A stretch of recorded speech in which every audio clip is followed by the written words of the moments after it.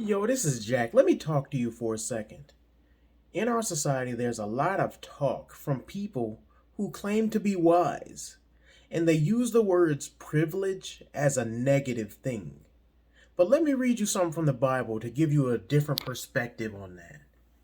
And that's from Isaiah 5:20 and Romans 1:18. We'll read the Isaiah verse first because people act like the Bible doesn't speak to our modern day society when it clearly does. It says, "Woe to those who call evil good and good evil, who put darkness for light and light for darkness, who put bitter for sweet and sweet for bitter. Woe to those who are wise in their own eyes and shrewd in their own sight." That's Isaiah 5:20 to 21. And in Romans 1, let me read I'm not going to read the whole chapter, but in verse 1, chapter 1, verse 21. "For although they knew God, they did not honor him as God, nor give thanks to him, but they became futile in their thinking, and their foolish hearts were darkened. Claiming to be wise, they became fools, and in exchange for glory of the immortal God, for images resembling mortal man, and birds and animals and creeping things." Both verses talk about people that proclaim to be wise, making things that were evil and proclaiming them as good, and things that are good proclaiming them as evil. You know, one of the biggest things that we do with that in our society is when we talk about privilege. I saw a video where people were saying if you grew up with two parents, you're more privileged, and therefore you don't get to speak on certain subjects. If you grew up in on a home with money where your both parents worked and provided you with a good household, if you went to a private school, you're privileged. You don't get to speak on certain subjects because you don't know anything. That's backwards. And let me tell you, if you grew up in a household with two parents, I can say honestly, I am privileged because I had a good mother and a good father. But I'll tell you this, it's not nothing to be ashamed of to do or to grow up in a household where my parents obeyed God.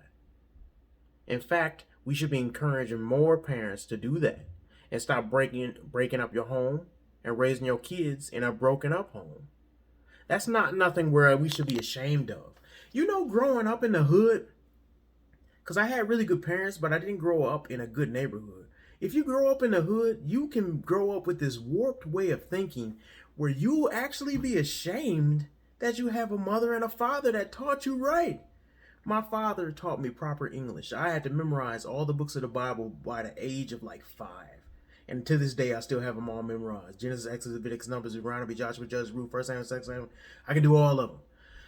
And you know what? When I would go around the neighborhood and play with other kids, they would say, "You speak white.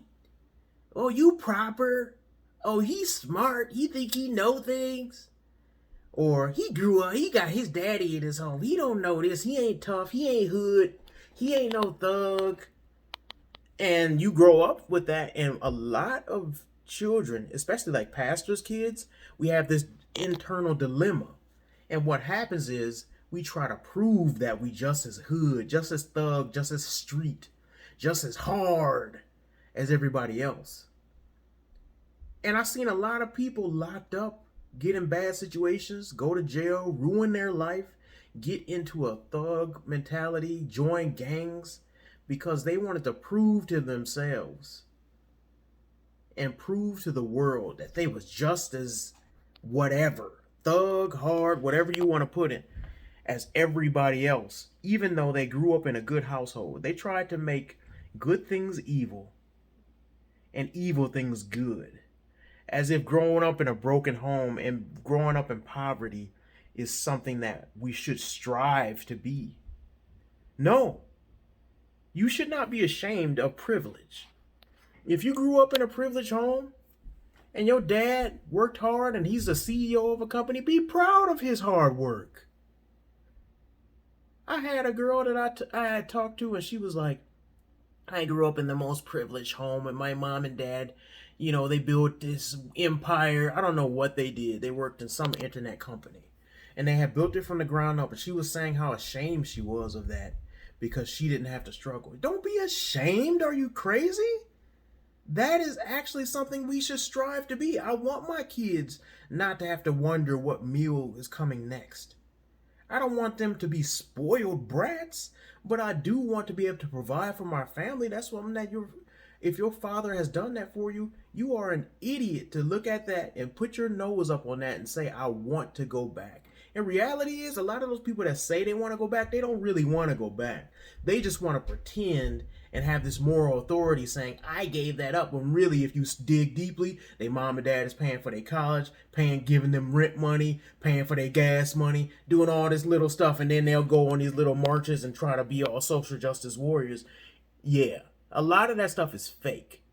Because the reality is this: if you have privilege, if God has blessed you with something, whether it's your money or your family structure or just having a good surrounding, you should thank God for that. That's nothing to be ashamed of.